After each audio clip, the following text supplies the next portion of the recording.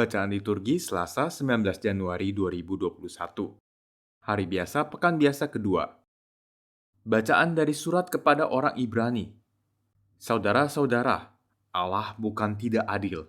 Maka tidak mungkin ia lupa akan pekerjaan dan kasih yang kamu tunjukkan terhadap namanya lewat pelayananmu terhadap orang-orang kudus yang masih kamu lakukan sampai sekarang. Tetapi kami ingin supaya kamu masing-masing menunjukkan kesungguhan yang lestari, sampai apa yang kamu harapkan akhirnya benar-benar kamu miliki. Kami ingin kalian jangan menjadi lamban, tetapi tetap bersemangat mengikuti jejak mereka yang oleh iman dan kesabaran mendapat bagian dalam apa yang dijanjikan Allah. Ketika Allah memberikan janjinya kepada Abraham, ia bersumpah demi dirinya sendiri, karena tidak ada orang yang lebih tinggi daripadanya. Dalam sumpah itu ia berjanji, "Sesungguhnya aku akan memberkati engkau berlimpah-limpah dan akan membuat engkau sangat banyak." Abraham menanti dengan sabar dan dengan demikian ia memperoleh apa yang dijanjikan kepadanya. Kalau orang bersumpah, ia bersumpah demi orang yang lebih tinggi. Dan baginya sumpah itu menjadi suatu pengukuhan yang mengakhiri segala kesangsian. Karena itu, untuk lebih meyakinkan mereka yang berhak menerima janji, dan supaya mereka benar-benar percaya akan putusannya, Allah telah mengikat dirinya dengan sumpah. Kedua kenyataan ini, janji dan sumpah, tidak berubah-ubah, dan tentang ini Allah tidak mungkin berdusta.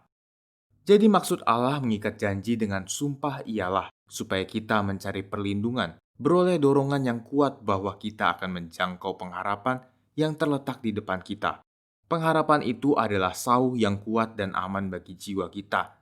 Sauh yang telah dilabuhkan sampai ke belakang tabir, di mana Yesus telah masuk sebagai perintis bagi kita, yakni ketika ia menurut tata imamat Melkisedek menjadi imam agung untuk selama-lamanya. Demikianlah sabda Tuhan, syukur pada Allah. Mazmur tanggapan, Tuhan selamanya ingat akan perjanjiannya. Tuhan selamanya ingat akan perjanjiannya. Aku bersyukur kepada Tuhan dengan segenap hati, dalam lingkungan orang-orang benar dan dalam jemaat. Besarlah perbuatan-perbuatan Tuhan, layak diselidiki oleh semua orang yang menyukainya. Tuhan selamanya ingat akan perjanjiannya. Perbuatan-perbuatannya yang ajaib dijadikan peringatan. Tuhan itu pengasih dan penyayang. Kepada orang takwa diberinya rezeki, selama-lamanya ia ingat akan perjanjiannya.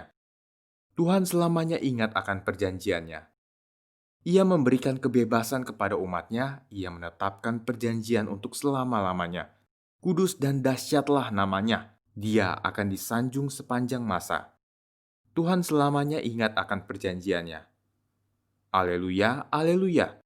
Bapa Tuhan kita Yesus Kristus akan menerangi mata budi kita, agar kita mengenal harapan panggilan kita. Haleluya. Inilah Injil Yesus Kristus menurut Markus. Dimuliakanlah Tuhan. Pada suatu hari Sabat, Yesus berjalan di ladang gandum dan sementara berjalan murid-muridnya memetik bulir gandum.